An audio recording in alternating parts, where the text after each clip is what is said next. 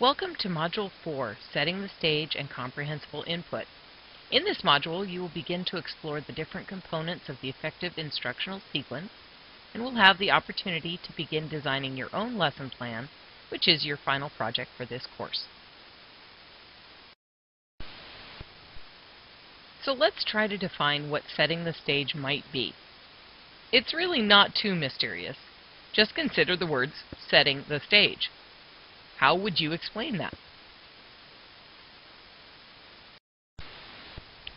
As you probably guessed, setting the stage is very simply the hook that will catch the interest of your students on the first day of a new unit or lesson topic. It relates to the topic, and it helps focus the students' thinking on the topic as you set off. When you are selecting items for setting the stage, you really have a wide range of options. You can use photos, photo albums, magazine pictures, posters. You can also use music, either from the culture or not, depending on your topic. Or you can use props and cultural objects related to your topic. Another excellent source for setting the stage are video clips, with or without sound, and these could be from the target culture or not. You can even place samples of student projects from previous years to show students what they will be able to produce at the end of the unit, which also conveys the objectives of the unit to the students. So for example, if we were beginning a unit on family, you could set your classroom up so that as they arrive, students see photo albums with family photos, or magazine pictures of famous families tacked to the board. Another option would be to have a video clip of a well-known TV or movie family playing silently as they arrive. And there could be sample projects for the family tree project that they will produce displayed around the room. So now to the big question, and that is, why do this? There are a couple of answers.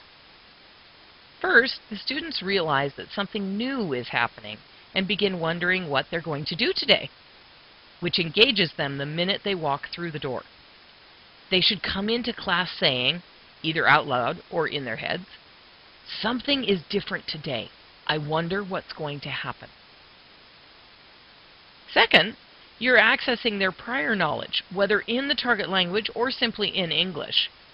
By getting that knowledge up front in their working memory, you will help them create stronger associations between their prior knowledge and the new target language vocabulary that you will be presenting to them in that lesson. So here's another idea for setting the stage. In a level 2 or 3 class, we're going to start a unit on household chores. And to spice it up a bit, you could take on a Cinderella theme.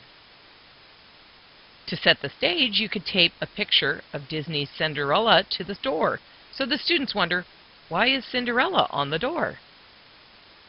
And as they enter, they could hear Disney Cinderella music playing in the background and see a real mess in the room. For example, dirty socks on the floor, magazines all over the desks and floor, brooms, mops, bucket, a sponge, a towel. They're going to start getting the picture even before you start speaking. So let's summarize what we've learned about setting the stage. It's the hook to generate buzz and wondering in your students as you begin a new lesson or unit. It can include almost anything that helps you set the mood for the lesson, such as visuals, objects, music, and video.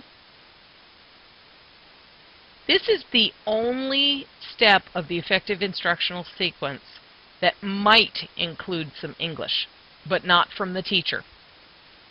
If, for example, you find a TV or a video clip or a piece of music in English that would be especially meaningful to the students and establish the theme of the lesson, use it. But be discriminating. Another thing about setting the stage is it's really fast.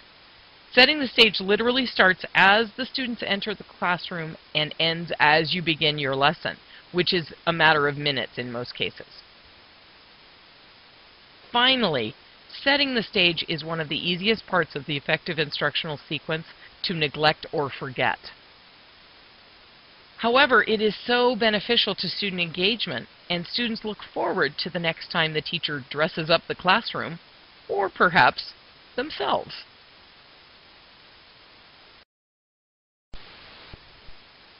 Your next activity in this module will be to think about what you already do to set the stage in your classroom. Or, if you don't have any ideas, take an idea from this presentation, or an idea that occurred to you while you were listening to the presentation, and go on the course website and blog about what you do, including materials and resources you use. That's important. We'll look forward to reading your ideas and commenting. See you next time.